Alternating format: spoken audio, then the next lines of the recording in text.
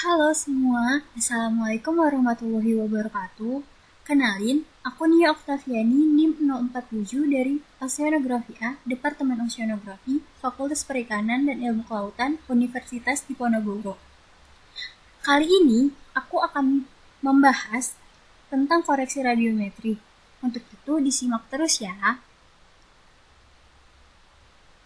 Fokus materi kali ini, aku akan membahas satelit Landsat 8 yang aku gunakan untuk melakukan koreksi radiometri, software yang aku gunakan untuk melakukan koreksi radiometri, dan tools yang ada di dalam software apa yang aku gunakan untuk melakukan koreksi ini. Sebelum membahas lebih jauh, aku bakal ngebahas sedikit tentang koreksi radiometri. Apa sih koreksi radiometri itu? Singkatnya, koreksi radiometri merupakan pemrosesan atau pengolahan citra untuk mengurangi gangguan nilai bias atmosfer pada citra, sehingga nantinya menghasilkan citra dengan kualitas yang baik agar tampak seperti wilayah aslinya. Citra itu apa? Citra sendiri merupakan gambar digital sebagai output dari suatu sistem perekaman data. Citra terbagi menjadi dua, yaitu citra foto dan non-foto. Sedangkan citra yang aku gunakan pada koreksi radiometri ini adalah citra foto. Nah, tadi aku ada menyinggung tentang perekaman data nih. Jadi, data citra tersebut merupakan hasil perekaman dari satelit. Apa itu satelit? Satelit merupakan alat yang digunakan untuk merekam data, yang mana satelit yang kugunakan adalah satelit Landsat 8. Hah? Satelit Landsat 8? Apaan tuh? Satelit Landsat pertama itu diluncurkan pada tahun 1972, yang awalnya berupa program yang disebut Earth Resource Observation Satellite program pada tahun 1966. Namun, pada tahun 1975, program tersebut diubah menjadi satelit Landsat. Dan hingga saat ini, dikenallah satelit Landsat 8. Satelit Landsat 8 merupakan satelit Landsat terbaru dengan kemampuan yang keren banget, di mana Landsat 8 mampu mengorbit bumi dalam waktu 99 menit dengan liputan pada daerah yang sama setiap 16 hari sekali. Kesimpulannya, citra pada satelit ini memiliki updatean setiap 16 hari sekali. Satelit Landsat 8 ini memiliki banyak kesamaan dengan Landsat 7, mulai dari resolusinya, baik spasial, temporal, maupun spektral, metode koreksi, ketinggian dari sensor, maupun karakteristik sensor itu sendiri.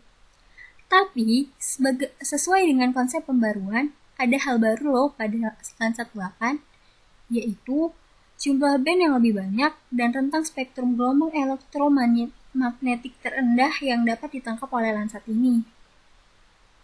Selanjutnya, aku bakal ngebahas tentang software. Penasaran gak sih software apa yang kugunakan untuk mengkoreksi citra? Yap, AirMapper. AirMapper merupakan salah satu software atau perangkat lunak yang digunakan untuk mengolah data citra. Adapun AirMapper yang aku gunakan adalah AirMapper 7.0. Seperti yang tadi udah aku jelasin, koreksi radiometri merupakan langkah awal dalam pengolahan citra.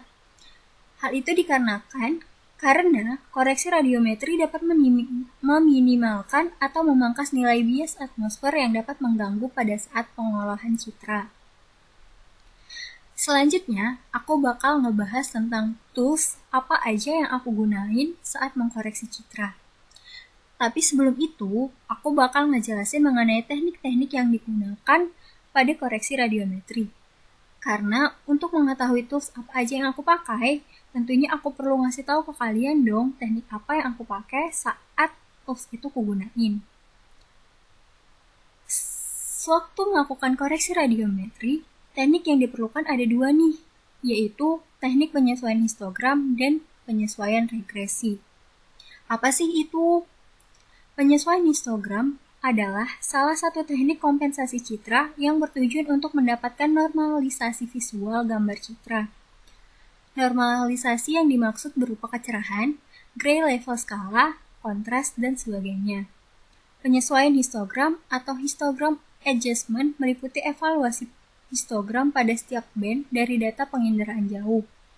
Biasanya data panjang gelombang tampak atau TM saluran 1-3 mempunyai nilai minimum yang lebih tinggi karena dipengaruhi oleh hamburan atmosfer. Sebaliknya, penyerapan atau absorpsi pada atmosfer akan mengurangi kecerahan pada data yang direkam dalam interval panjang gelombang yang lebih besar seperti TM4, 5, dan 7. Sehingga data pada band ini nilai minimumnya mendekati nilai 0. Selanjutnya itu ada penyesuaian regresi. Dalam melakukan koreksi radiometri, terdapat 3 metode penyesuaian regresi. Yang pertama, ada Dark Pixel Correction atau DPC. DPC itu adalah metode untuk menghilangkan efek gelap akibat adanya atmosfer yang tertangkap pada citra. Caranya, dengan mengurangi nilai tiap band dengan nilai band terrendahnya. Selanjutnya, ada EDCP atau Enhanced Dark Pixel Correction. EDCP ini adalah bagian dari metode penyesuaian regresi yang digunakan untuk menghilangkan efek dari atmosfer untuk image enhancement atau penajaman citra. Pada metode ini, sistem kerjanya hampir mirip dengan metode DPC. Dengan cara memasukkan nilai range yang tercantum dalam actual input limits. Selanjutnya, ada cut-off scattergram. Cut-off scattergram merupakan cara lain untuk mengoreksi citra dari efek atmosfer menggunakan informasi cut-off. Informasi cut-off itu ditentukan dari scattergram antara panjang gelombang yang lebih panjang atau TM7 dan panjang gelombang yang lebih pendek, yaitu bisa dari TM1 sampai dengan TM5. Nah, berhubung aku udah ngebahas nih tentang teknik yang aku gunain, selanjutnya aku bakal ngebahas tentang toolsnya nih. Nah, tools pada koreksi radiometri. Yang pertama, ada edit algorithm. Jadi, fungsi tools ini adalah untuk menampilkan citra yang sebelumnya udah aku dapetin atau udah aku download dari website USGov. Kemudian, citra itu tinggal dibuka dan diduplicate untuk mendapatkan 7 band. Kemudian, dari tiap duplikat itu disesuaikan nilai dari tiap bandnya. Terus yang kedua, ada transform limit. Tools ini berfungsi untuk menampilkan informasi nilai atmosferik minimum dan maksimum tiap band dari citra yang udah di-download. Nah, pada transform limit inilah nantinya kita akan mengetahui nilai-nilai dari atmospheric bias tersebut untuk digunakan dalam penyesuaian histogram, DPC, EDPC, dan cut-off scattergram. Yang ketiga, ada formula editor. Tools ini untuk melakukan koreksinya loh. Jadi, pada tools ini kita masukkan nilai atmospheric bias yang tadi udah didapat di transform limit. Kemudian, tinggal klik aja apply change-nya. Terus, yang terakhir ada Land Application Wizard. Nah, pada penyesuaian regresi, kita akan menggunakan Land Application Wizard. Apa sih Land Application Wizard itu? Application Wizard ini adalah tools wizard secara menyeluruh untuk penginderaan jauh. Wizard sendiri berfungsi untuk melakukan analisa citra, di mana pada koreksi ini menggunakan lensa TM sehingga dipilih proses TM imaginary. Selanjutnya, nantinya tinggal kita pilih atmospheric effect correction dan kemudian dipilih aja untuk DPC kah, EDPC kah, atau cut-off scattergram. Nanti akan ditemui bar transform pada EDCP dan DPC, lalu yang mana bar transform itu untuk menghapus seluruh transform yang sudah kita lakukan sebelumnya di setiap band. Lalu untuk cut-off scattergram nanti akan muncul bar scattergram. Scattergram itu menggunakan korelasi nilai digital di antara dua band, yaitu band 1 diplot pada sumbu Y dan band 2 diplot pada sumbu X. Korelasi kuat berarti menggambarkan bahwa image tersebut memiliki tipe informasi yang hampir sama.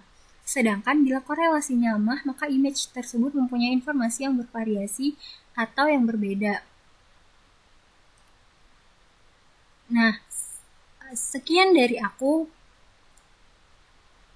Bila ada salah kata, mohon dimaafkan. Semoga apa yang aku sampaikan bisa diterima dengan baik.